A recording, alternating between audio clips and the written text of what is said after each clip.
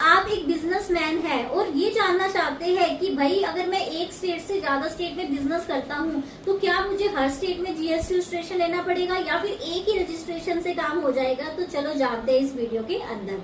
देखो सबसे पहले क्या होता है, आपको सबसे पहले देखना है कि कहीं मैं सेक्शन 24 मैंडेटरी रजिस्ट्रेशन में तो नहीं आ रहा हूँ। जैसे कि हमें नॉर्मली पता है गुड्स के लिए 40 लाख की लिमिट यहाँ पर नहीं होती अगर हम एक स्टेट से दूसरे स्टेट में गुड्स सप्लाई करते हैं। मतलब कि एक स्टेट से दूसरे स्टेट में जैसे ही आपका सामान जाना होता है तो आपको मैंडेटरी जीएसटी रजिस्ट्रेशन लेना पड़ता है। लाइकवाइज सर्विस के केस में 20 लाख की लिमिट होती है और स्पेसिफाइड स्टेट में 10 लाख की लिमिट होती है दूसरे स्टेट के लिए। और विद इन अ स्टेट तो आपको क्या करना होता है, अपनी एग्रीगेट टर्नओवर कैलकुलेट करनी होती है।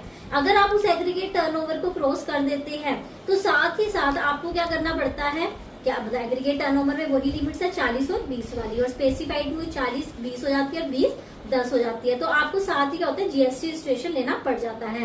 बट हमारा क्वेश्चन है कि ठीक है कि अब मुझे पता चल गया कि मुझे जीएसटी रजिस्ट्रेशन तो लेना है, तो क्या मैं हर स्टेट में लूं या फिर एक ही जीएसटी नंबर से काम हो जाएगा। तो आपको एक बात का ध्यान रखना है कि जिस स्टेट में जिस स्टेट में आप टैक्सेबल सप्लाई दे रहे हो उसी स्टेट में आपको जीएसटी रजिस्ट्रेशन करवाना पड़ेगा। जैसे कि हम एग्जांपल लेते हैं कि सपोज करो आपने जीएसटी रजिस्ट्रेशन लिया हरियाणा के लिए। अब आपने सोचा चलो पंजाब में भी बिजनेस करते हैं, बट वहां पर आप क्या कौन सी सप्लाई कर रहे हो, एग्जाम मतलब ऐसी सप्लाई कर रहे हो जिसके ऊपर नॉर्मली टैक्स नहीं लगता है।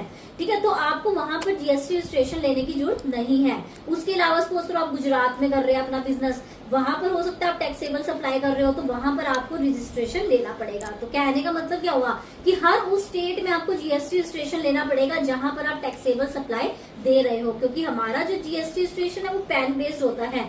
ऑल ओवर इंडिया बेसिस का कोई कॉन्सेप्ट नहीं होता कि एक ही रजिस्ट्रेशन से हम काम कर सके। हाँ, बट आपको सहूलियत ये है कि जिस स्टेट में आप नॉन टैक्सेबल सप्लाई दे रहे हो या एग्जाम सप्लाई दे रहे हो वहां पर आपको रजिस्ट्रेशन नहीं करवाना पड़ेगा। अगर आपको ये वीडियो हमारी इन्फॉर्मेटिव लगी हो तो जल्दी से हमारे चैनल को लाइक कीजिए, वीडियो को शेयर कीजिए, चैनल को सब्सक्राइब कीजिए और इसी तरह की इन्फॉर्मेटिव वीडियो के लिए हमारे चैनल के साथ जुड़े रहिए। Thank you so much.